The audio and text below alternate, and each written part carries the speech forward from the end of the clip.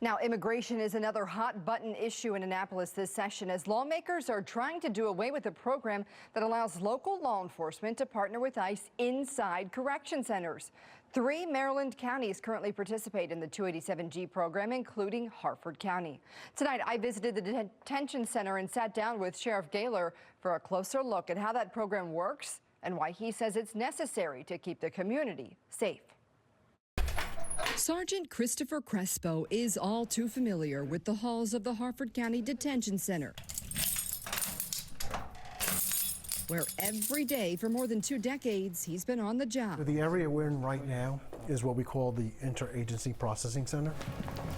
But in 2016, his daily duties expanded when Harford County entered into an agreement with Immigration and Customs Enforcement through the 287G program, which gives specially trained correctional deputies like Crespo the authority for immigration enforcement. This is where we're actually going to process a person or an individual that's going to get placed in a detainer or interviewed through the 287G program. Through the program, every person who enters the Harford County Detention Center is screened for their immigration status. There's actually 4 of us that are designated immigration officers that are trained through Homeland Security.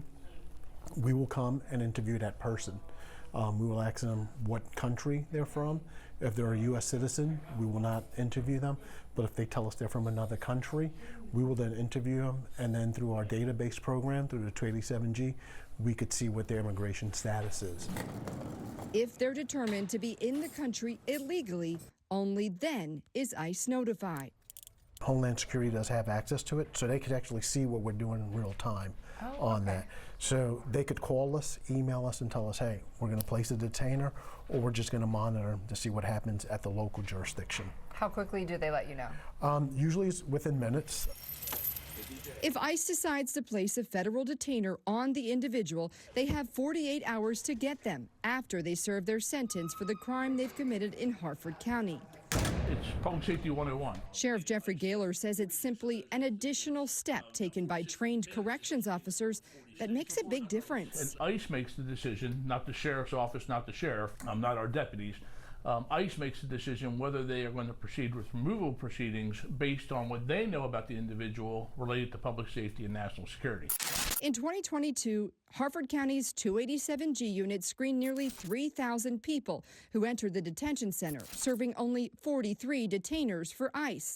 That's less than 2%. The majority of people they take no action on.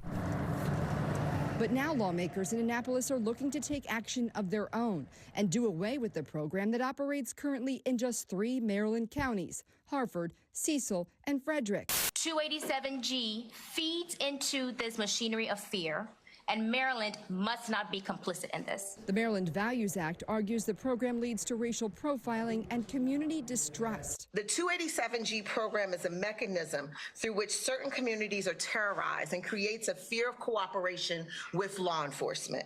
Do you think that's a misconception of this program, that everybody that's flagged as being in the country illegally is just being deported? I think that's an intentional false narrative that's out there. These are people who have already broken our laws at a federal level, overstayed a visa, came in illegally, and then violated some other law that got them arrested. And if public safety, if ICE tells me they pose a public safety threat or national security threat, I got to put them out. I'm just going to have more crime. Our citizens are going to be more victimized, and I don't want to see that happen. Especially after the deaths of Kayla Hamilton and Rachel Marin. We've lost 2 women in this county into the hands of illegal immigrants violently. They don't want to take that into account, but they want to make excuses for the criminal. That is not public safety. Crespo says he wants people to understand it's about accountability. We're not profiling no one. We're not in the street looking for people. And a safer community for all. We understand people want to come here to better their families, but you have to do it the right way. What we're looking for are the people that are doing it illegally and breaking the law because it's not fair to other individuals that follow the rules.